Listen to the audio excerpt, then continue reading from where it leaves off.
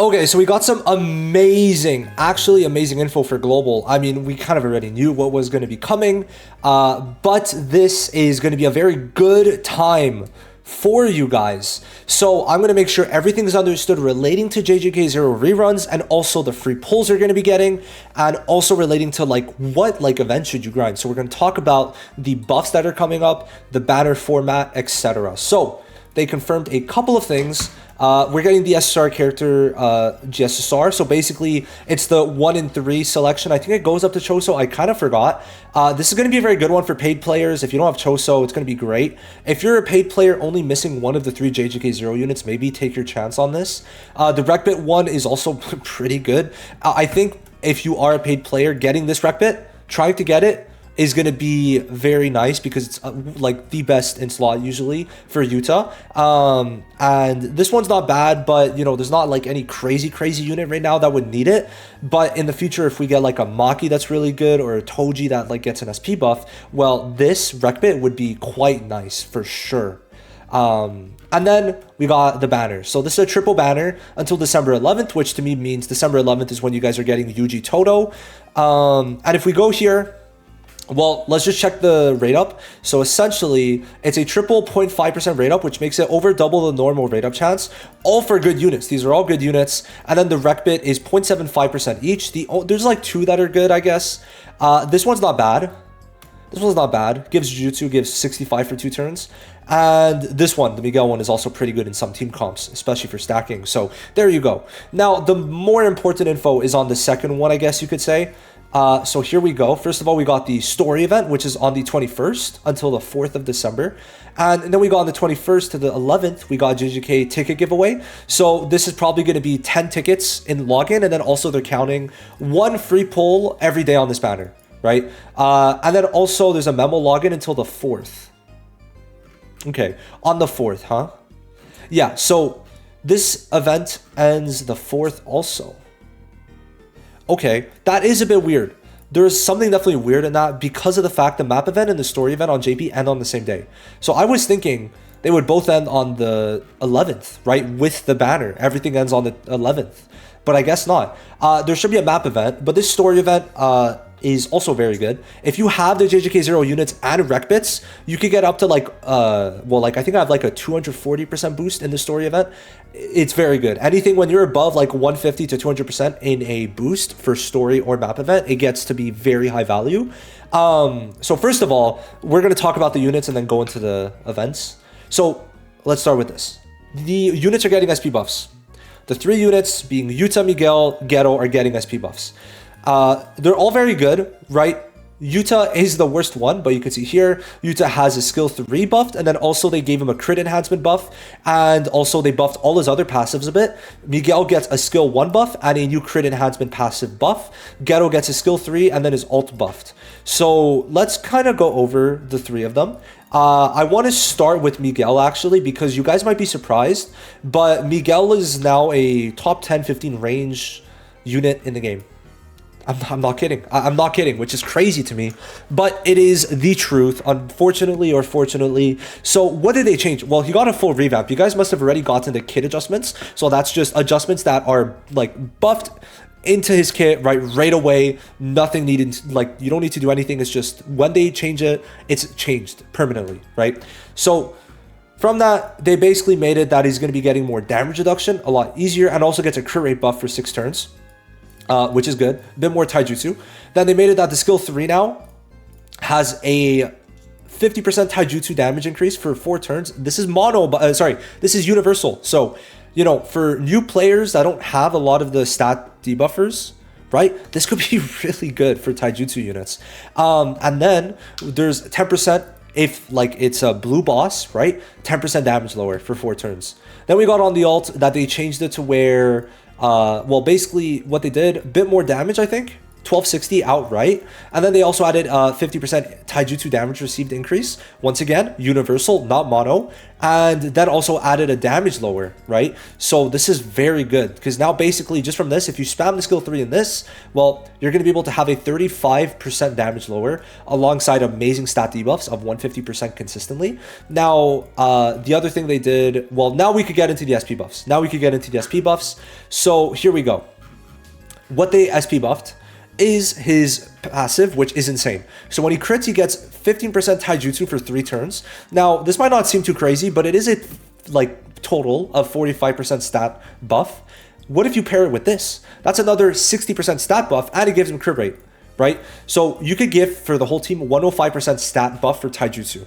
So if we get a taijutsu and a DPS like Gojo or Maharaga for blue, imagine what Miguel's going to be doing alongside stat debuff. We don't really have a unit that specializes in both before Miguel. He does both while damage lowering, while doing damage. Like, it's kind of insane.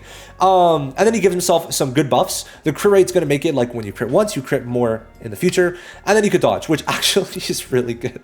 Like, I've been saved by this a couple times, so it's very nice. And then the other thing they did is now, basically before, it was a 200% damage with 240% max, I think. So it does 300% outright. With a 80% crit rate. So it says 40%, but I just want to make sure you guys understand what am I referring to. Gojo here has crit chance large, which crit chance large, if we check here, is 80%. So the actual rate is 80%, which makes it very easy to not only get these buffs, but also get the I'll follow you, Mr. Nanami 60% total taijutsu buff. Very good. Now afterwards, it also gives 40% taijutsu for blue. So for blue units, if you do it in a certain way, after you buff, you have 6 turns, because this is only, you can only use this state when you have this buff active for 6 turns. So you're gonna buff, and then afterwards, you're gonna have access to a 190% stat debuff, which is almost as high as red Megumi, bro. And it's higher than green Ghetto. Insane. So very good, because he's giving a total of, he's getting stat buffs, stat debuffs, damage lowering, damage increase, right? He's literally doing everything in one unit, bro. This guy is insane. It's actually insane how crazy this guy is. So yeah, Miguel, I just want to say is insane. Also, they gave him a CE boost. I kind of forgot to talk about that, but he does have a CE boost of 40, which is definitely needed because he does use a good amount of CE. So yeah, Miguel, very good now. Honestly, like a top 10 unit. So keep that in mind. Then Ghetto. His skill 3 now costs 5 less curse energy, has a bigger damage increase, and his ult does more damage. So what's good about Ghetto is, well, he could spam this now every turn. He gets 20 curse energy every turn, and he uses 20 every turn. Now he has a permanent damage increase, which is nice. That's good, but does a bit more damage. It doesn't give a, don't care, do not care about the damage he does. But he now gives 30% damage increase plus 29%. 29. Sorry, 39 plus 20. So essentially, no, am I tweaking? Yeah, sorry, 39 plus 26. Before that was a total of 30%, so you could get max 90. Now you could get max 195 damage increase, and there's no other blue unit. Remember, you need to get these multipliers in. You need the damage multiplier, you need the stat buff and stat debuff multiplier. And Momo only gives 140. This guy gives 195% consistently. He literally could spam this every turn, even if he has his CE lowered. There's not one turn you can't use this on. So having this free multiplier consistently is insane. And of course, he already has a really good skill too that damage lowers. So it's like, this guy's perfect. Now, his ult buff is just not that good. It's just a bit of a damage buff, but no one really gives a fuck about it. You're just not really using it. Maybe you're using it once for this Jujutsu buff, but that's kind of it.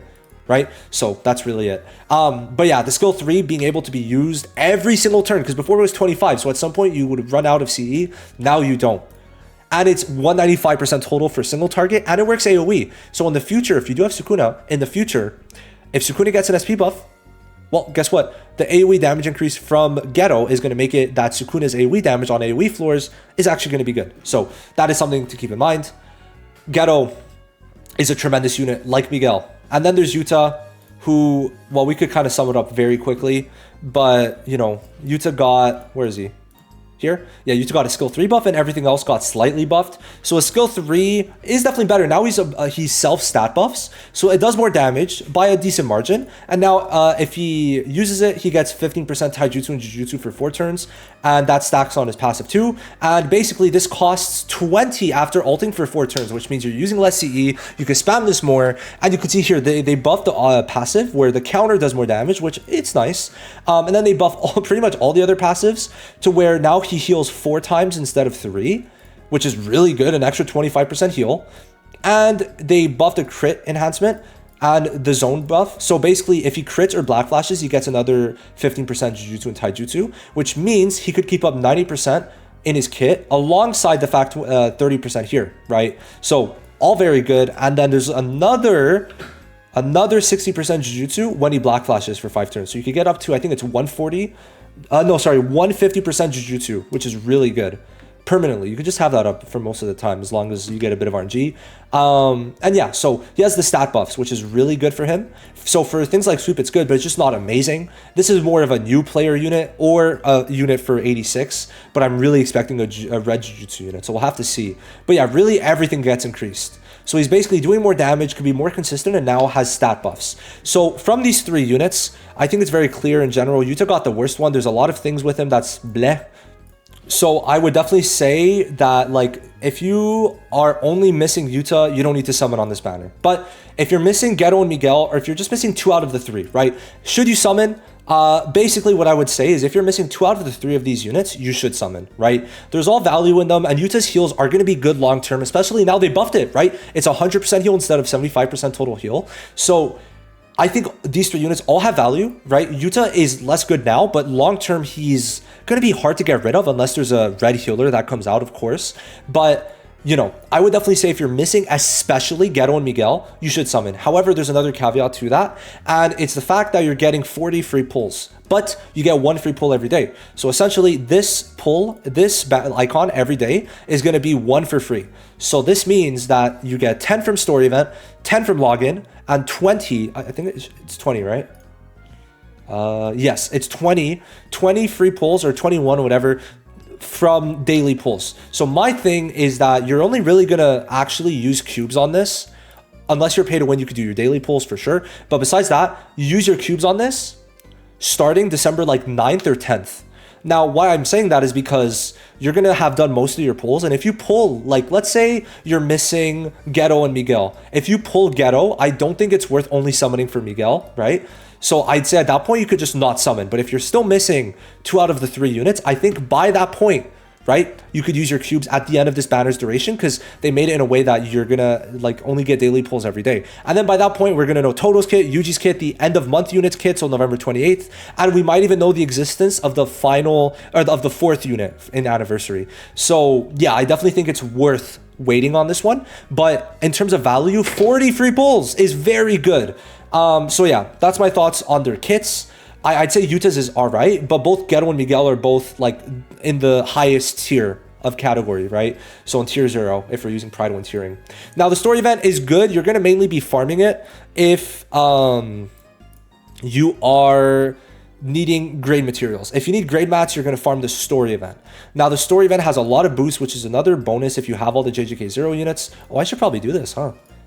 Yeah, I should probably do that. Anyway, I think I have it here. 288% boost, right? So it's like also there's Panda boosted, Inumaki boosted, and then there's also the SR Maki that's free, right? So you can get a lot of different boosts, and there's the free rec bits, so you can get very high boost. I think it is worth it. If you need grade max, I think this is the time.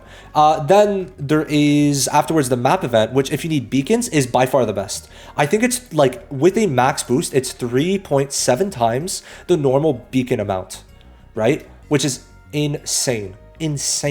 I've gotten at least 100 million beacons from this event already, so I'd say if you need a lot of beacons, you wait for the map event, unless they for some reason don't bring it. I doubt it though. So that's going to be my overall thoughts, and I think it's also because it's bi-weekly, so because of that, I guess they're not telling us when the map event's coming, because it's after 2 weeks from now is my guess. So yeah, that's like the overall thoughts.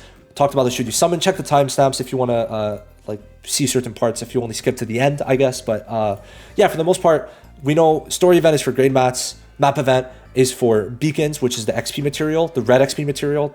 And yeah, I mean, the JJK 0 rerun is really good because it's 40 free pulls, which is always nice. 40 free pulls, and they're giving 40 for the anniversary, or 20 extra for the anniversary for Yuji and Toto. So they're doing some good things regarding that. I'm definitely happy about this. So yeah, that's going to be it. See you guys in the next one. Are you going to end up summoning on it? If you don't get lucky, let me know down below.